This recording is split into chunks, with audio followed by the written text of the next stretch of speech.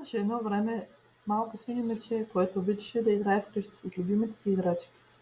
То беше смело, но също така обичаше да се гушка в мама и тати и не можеше да си представи ден, в който да не бъде с тях. Един ден мама и тати му казаха, че скоро ще тръгне на детска градина, където ще има много деца и нови приятели.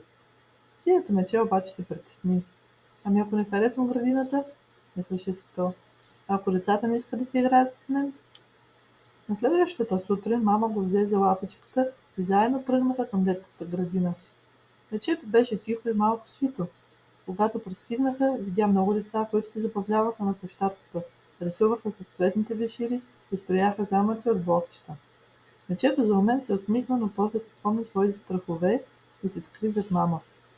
Учителката на групата, госпожа Зайка, забеляза синьото мече и се усмихна топло. Здравей, малко мече, как се казваш? Попита тя нежно. Аз, аз съм синьото мече, прошепна топло.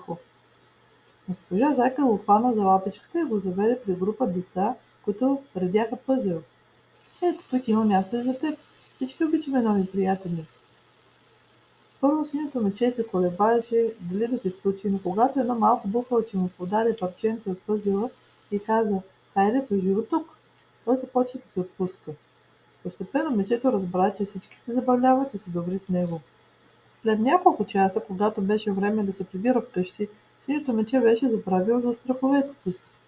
По пътя към дома разказа на мама как е играл с бухалчето и зайчето и как госпожа Зайка им прочела интересна история. Как ти се струва градината? Попита мама. Синьото мече се усмихна широко и каза: харесва ми, имам нови приятели, а и госпожа Зайка е много добра.